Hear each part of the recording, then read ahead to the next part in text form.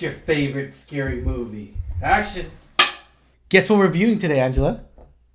I don't know, Ryan. Tell me. We're reviewing Ghostface, guys. Scream 2022, ladies and gentlemen. It came out this time, and it's been 25 years from the original making. Is this better than the first one? Let's find out right here, guys. Stay tuned. Hello, Sydney. It's an honor.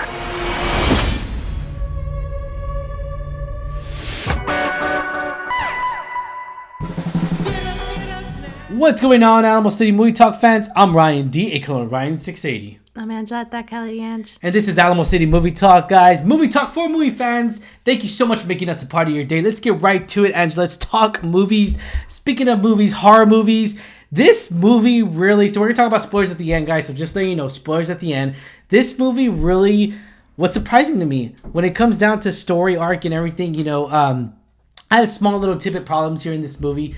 But it wasn't enough to where it just made me a negative taste out of it, because it was very good taste mixture out of here. We got a new cast of people, familiar people that we're used to, and a lot of familiar jokes that we're kind of used to. And the jokes, I gotta be honest though, in the last movies, I never laughed, I guess, as much as I did in this one. When it comes down to the jokes, because the jokes were really hitters, man. They were really good jokesters in this movie. It wasn't too much humor. Yeah. But it was just enough. It was like widely spread out, really good, and so I enjoyed that so much. Can you believe it's been 25 years since the? That's crazy, right? I feel old because they said that. I was like, "That doesn't make sense." Maybe they made it up. Nope, it really did. No, 1996 or something like that. Yeah. Oh my god. Yeah. It's been a while, man. It's been definitely a while. That's crazy to think that it's been 25 years. 25 years since the original series of the murders in Woodsboro. A new Ghostface emerges, right? That's the whole description of the thing. So it really doesn't give us... I mean, we know the whole nostalgia of Scream. It's like, oh, well, killer happens. I mean... sometimes it happens in Woodsboro. The second one didn't happen in Woodsboro. But we know one thing. They're all connected somehow. All connected. Related to a relative or something. It just... Somehow. They find a way to rewrite this and write it in there and make it fit into the franchise. And so, regardless, though, what do you think of this movie coming out of this film, Angela? What do you think? So watching it and how it unfolds, it's like the same plot, right? Same storyline, different. It has twists, all connected somehow. But watching it makes it more terrifying because it's very modern. So like, I know when we would watch the original, it's like the 90s. So like, they have the landlines with no caller ID, and then like they have all their doors unlocked and all the windows open, and like and a lot of stuff that we don't do anymore, right? We don't do that anymore. We don't do that anymore. So it's kind of laughable because I mean I know that's how it was back then. Yeah. But it's very trustworthy. Like watching it now, it's very laughable. So seeing the updates to the story and how it relies in our time and stuff, it's actually more terrifying. It's believable. Yeah. What happened? Alarm system, cloning of phones, like technology. It's good and bad. It's good and bad. So like it's that update scared me. Like Ghostface, when I first saw it, I was way too young to see it. Terrified me. Like the whole movie franchise terrified me. And so seeing with all the updates, man, that's even more scary. Yeah, like, it really takes the phone to where like you do not want to be left alone by yourself. I know, even with the security system. But anyways, which we have. Yeah. So from the original, we had the original three, of course, which is Dewey, Gale Weathers, and Sidney Prescott. And so knowing that we were going into this, I remember I told Angela, I was like, they're gonna risk something, they're gonna change it up the story, and they did a little bit, which did touch up on a lot. They had us to doing new scares, teasing scares, really, where like you think something's gonna happen, the music's getting loud, and then nothing happens, stuff like that kind of. And then it happens unexpectedly. The real thing that I did love about this movie was that they kept making so many jokes, on this movie, like so many jokes on this own movie, like, oh man, that's just a prequel with the sequel with like, it just, so many nostalgic jokes are just like, and like, it's just funny because it's making fun of itself, and it's just so good. I thought that was really good. That was a really good side to come out of it. I enjoyed that so much. That was very creative when it comes down to like the writers and all. That was very good writing, I would say, when it comes down to it. It was definitely funny because it's a mix of like old and new generation. Yeah. So like we have the like what do you call legacy characters, the OGs. You Yeah, have the Sydney, OGs. Yeah. Gail, and you have Dewey, and you have this newer, younger version. Yeah. Like teenagers, and it's like completely different generation. Yeah. It's Which hilarious to see like the difference. Yeah, but they're well-known actresses and actors in this film. You know, we get Melissa Barea, which is from In the Heights, which I loved her as Vanessa. Like, I mean, we got Jenny Ortega in here too. I mean, we get a lot, and I know you mentioned Jack Quaid. Yeah, which I always is funny. forget it's Dennis Quaid's son. He just looks just like him. Yeah, yeah. The smile, right? Yeah. But yeah, no, I love the cast. I saw other familiar faces that we recognize from other projects. But overall, I gotta say, even though the plot's the same, it had new twists, and I enjoyed it. It was definitely a creative side when it comes down to. But as far as it was creative side on that part, right? Different. It looks like they touched up on a lot more goriness in here, or more gore. Yeah, that was those really good. Scenes were pretty cool to see, and it made more sense because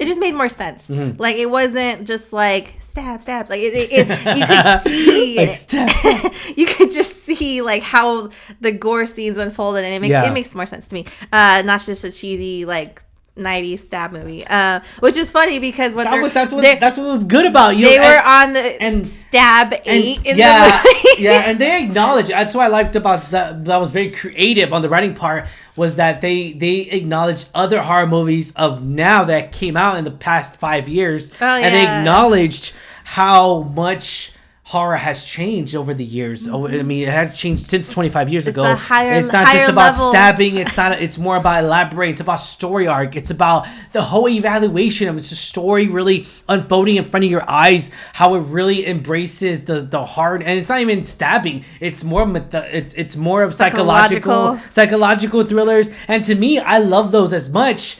But I love me a good stab movie, and this was definitely it. I mean, this was, if you love stab movies, you love Scream, the horror franchise, guys, you will definitely enjoy this movie. I do recommend this movie, guys. We recommend this film, definitely. One downfall for me, and I agree with you, it's predictable. It's very predictable. Again, maybe it's just because we literally saw all the Screams literally this week. So I got okay, so confession, I had only seen the first one in its entirety. Yeah. I had seen parts of the second one, and I hadn't seen the third or fourth. So we binged all of them, knowing we were going to see this movie, so I could get caught up on the story and what happens and everything. So again, maybe it's just a whole 4 movies crammed into 3-4 days before we saw this. Maybe we saw the plot too much, but I agree with you. I think it's predictable. It was. I mean, for me, it was very predictable. I just like, I knew it. Like, I was just saying it in my head. I was just like, that's the killer. I was like, that's obviously the killer. Like, it's just, and it's funny too because I'll be honest though, Scream 2, I got tricked. I thought it was someone else in Scream 2 that was the killer, right? I thought it was somebody else completely different. Who do you think it was? Oh man, I don't remember. I think it was, for some reason I thought it was gonna be Randy in one point, because I was all like, maybe he actually, I don't know.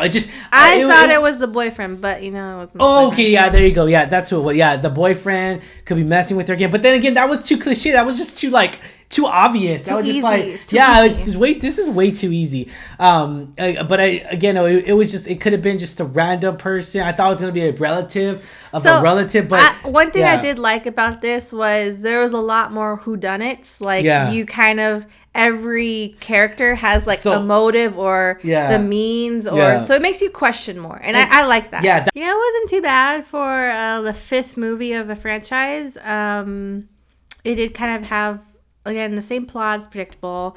I enjoyed seeing the cast again, the old and the new. Mm-hmm. I would give this a 6.5 because I think it was not too bad. It wasn't, considering it's a 5th movie, it wasn't too bad, and I enjoyed it. So, because really the realness of it is that if it wasn't for the lead 2 actresses in this movie, Melissa Barea is in here, and I feel like that she really carried, because she carried the film a lot in the trailers. It kind of doesn't give us hint as who's gonna be the main cast in here, and that, so to speak. And it kind of feels like it gets lost in it. Like the script kind of gets lost a little bit. Like who's the main focus is, because all these new past characters OGs are coming in, and I thought OG Sydney was gonna be the main, but obviously that's not the case in this movie. After watching it, but overall, man, I enjoyed the jokes. I had a good time laughing at them. I had a good time because it's funny because they mentioned so many times, we're all like, Hollywood doesn't have any more ideas, so they just make a remake with a soft reboot. It's like, which is ideally what this is. It's like a soft reboot, kind of, not really soft reboot / sequel. I mean, I love that because it made fun of itself. So I'm going to give this a solid 7, guys. I enjoyed this movie. I had a good time watching this film. I do recommend this movie, guys, for all moviegoers out there. Be sure to check out this movie. You want to. Obviously, we do recommend this, giving this, I would. If you're a fan of the franchise, fan of Ghostface, I would give it a chance because, again, it's the 5th movie, but it's me, surprisingly, I liked it better than some of the other ones. Yeah.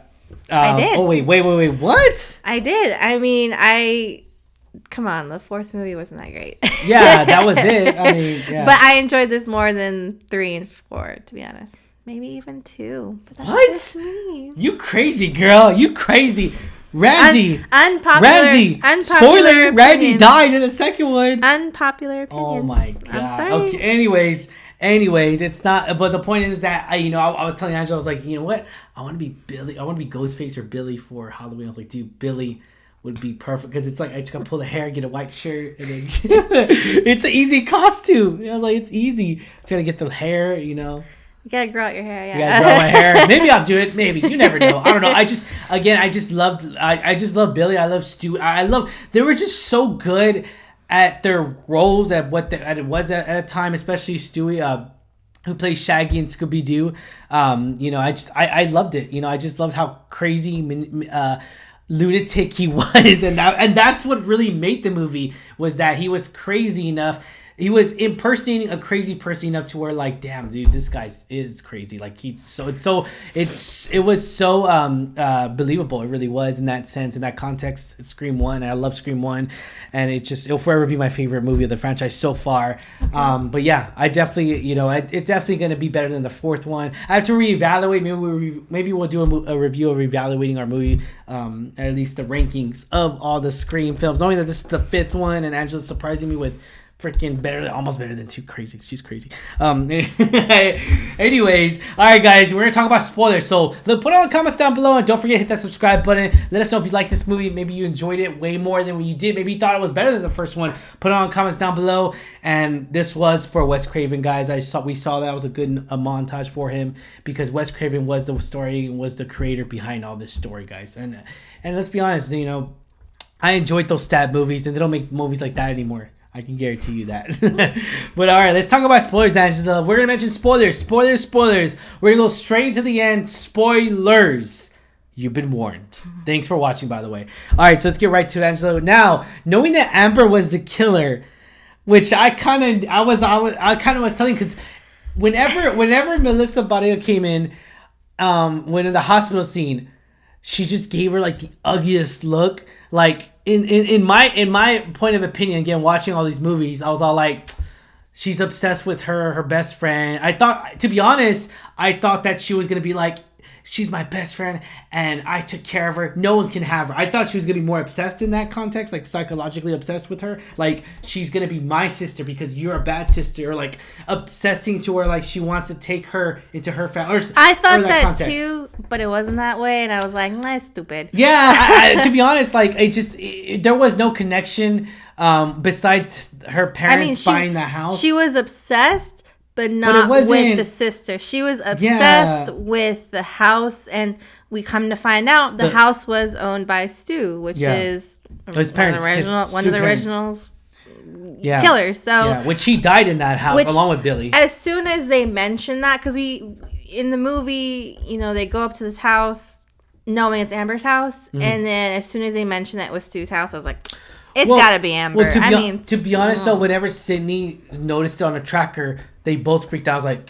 I bet you it's the original house. I bet you it's the OG house. Because it didn't look familiar, but it looked too familiar. Like, I was, in my head, I was all like, this looks too familiar. Like, what is this? It's gonna pay. I thought, to be honest though, I thought it was gonna be like, this used to be that another person's house. Like, this used to be Billy's house or something, because we never really got Billy's house. I thought it was gonna be Billy's house. No, but it makes sense. That would have would have made more. That would have made more.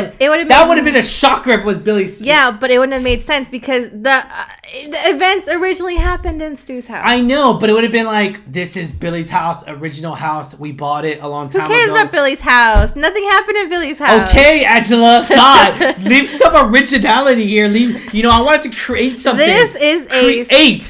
This is a Scream movie. It is not about originality. It is about connections. I know. And it's about but there was originality. Past. There was originality in here because we saw different. But it was still all about connections, and they say it's all about the past. I know it is always about the past, obviously, and Dewey dies, guys.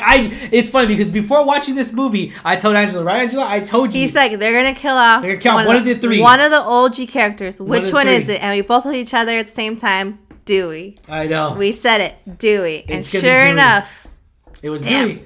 And I did not, they did him wrong. So I did not like the way that he went out. I know. I'll be honest. I really wanted him to go out shooting or something of that of that magnitude because he was I don't know for you moviegoers out there, but to me he was important to the story because he was always just the lucky one that always survived. He was the one that got stabbed 9 times. He survived all the stab movies. He went through it. He was on security for the stab movie, Stab 3, for in Scream 3, obviously. And it just, he was really.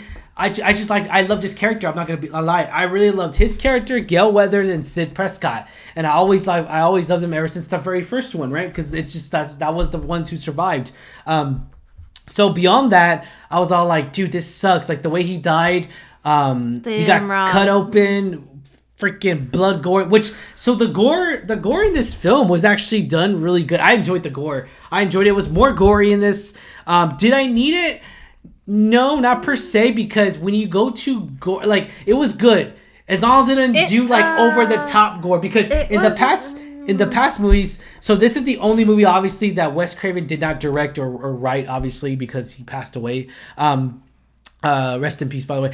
Because it just sucks because I miss Wes Craven's movies. I miss Wes Craven's film. This was his baby. This is one of his babies. He made Nightmare on Elm Street. He's made all the he is horror. I disagree. I like the gore in this one. It wasn't over the top for me. Yeah. Because it made sense. Like in for example, the first scene, when it's the opening scene and someone's supposed to die, right? And it's the sister. And when she's getting stabbed trying to defend herself and get away, it makes sense. Like she got stabbed in the hand because she's pulling it up to block the stab, right? It makes sense. Yeah. Whereas the original 1990s ones with Drew Barrymore, it's just like a damsel in distress, hopeless. Dude, no. Because that's what it was back then. People left their doors unlocked, and it was just. I don't know. It just bothered me how quick. No, I'm not saying in this movie it was over the top. I wasn't saying that. I was just saying it was just the right amount of blood. Don't go over the top. That's what I was saying. Don't go over the top. But I enjoyed it. I enjoyed it. It made sense, and we could see, not just someone being stabbed. We could see where they're being stabbed, which was interesting. So seeing Jack Quaid being another villain, which was very predictable. I was all like, I didn't see that. That was very. But see, I don't. It's hard for me because I'm just so used to seeing Jack Quaid as the good guy. That's all I'm saying. but yeah. But yeah, it was okay. So I didn't see it coming, and for me, his part in it didn't make sense as him as a villain. The friend, sure, I can understand that because they moved into the house. She became obsessed with the house and the people who made whatever. His part in it didn't make sense to me. So again, it didn't either because that's where the logic of the story really unfolded terribly, and then also making Marissa being the daughter of Billy Loomis. Billy Loomis, like really, like it was very misconceived because I was like, okay, he didn't graduate high school. He died. He died before he graduated high school. Okay, he murdered Sid's mom, raped and murdered her, and Stu, not just him. And then he had another secret affair, but he was obsessed with... It didn't make any sense to me. The logic story from the original OG story didn't make sense. I mean, it's a stretch because he never really loved Sydney, right? He was just obsessed with getting with revenge. Revenge, yeah. So, I mean, it's possible... I mean, he's a teenage boy. He's needs. It's possible that he kind of like... did something on the side in his quest to get revenge on Sydney. Sure, possible. But then this random woman who we never find out who. We never even know who the other mother is. We never know. It's so like, she does what not the hell? come in it. She don't exist. She is in London somewhere. I was just like, why would you leave your teenage daughter alone across the country, like across the globe? I'm all like, what the hell is going on in this world? I was like, so again, some of the stuff was a little weird. Yeah, the logic didn't make sense to me. But again, I mean, maybe put it on the comments down below. Maybe you just didn't care, and that's totally fine. But when it kind of adds on to the story of the OG, because it's the OG story, because obviously this is before Scream 1 happened, that they're claiming that all this happened. It just didn't make sense. I still enjoyed its story. I still enjoyed the film. Don't take that as me saying, "Oh, I hated the movie." No, I enjoyed this movie a lot. It's just when it comes down to the logic of the story, the logic of it, it just didn't make sense to me. That's all I'm saying. And because that's why I was like, dude, he was so obsessed with Sid's mom. He killed Sid. Billy Loomis killed Sid's mom, and then went after Sid, and then slept with Sid, and then killed her because he was all like, and then I was just like, what? Well, he didn't kill her. Oh no! I'm sorry. Attempted to kill her, and then I was just like, wait, what? It's just, again, he wasn't in love with Sydney. He was just obsessed with getting revenge. Then, so it's possible. And then Scream 3, we get the actual director who actually said, which is Sid's brother, who came out and said, brother from another mother. Or father. Oh, no, father from another mother. I mean, brother from a father. Sorry. Yeah. And actually came out and said, I taught Billy and I taught Billy what I'm the one who guided him to do this. But I didn't know he was gonna make his own movie and whatever. That made sense because that was all like, okay, fine, we'll let it go. It made sense. The context of the story made sense, and it was by Wes Craven. Who would have thought? Who added onto that story, which makes sense. Sure. But again, though, it's just little tidbits here and there, guys. We still enjoyed this movie, but put on comments down below. Maybe you hated this movie. Put on comments down below. Maybe you enjoyed it way more than we did, and maybe just give it a higher rating. Let us know, guys. Any final thoughts, Angela? I would still give it a try. I enjoyed it more than I thought I would. I mean, going into it, I was like, it's the fifth movie. What can they do with it? And yeah, you're right. It's the same plot, but it was good, though. It is good. It has some original points into it, so I'll give it that. So I would say give it a try. Definitely, guys. As always, I'm your host, Ryan D. Ryan680. I'm Angela, that Kelly Ange. And this is Alamo City Movie Talk, guys. Be sure to hit that subscribe button once again. Thank you so much for watching. If you do listen to podcasts, check us out on any podcast platform. Usually our YouTube videos are up, and then our podcast will be up the following day or that night, later that night, depending when it does get released, guys. Thank you so much for watching. And if you're a new subscriber, hit that subscribe button, guys. Thank you so much for giving us a chance and giving us a follow. Thank you so much. Have a good one. Check y'all later.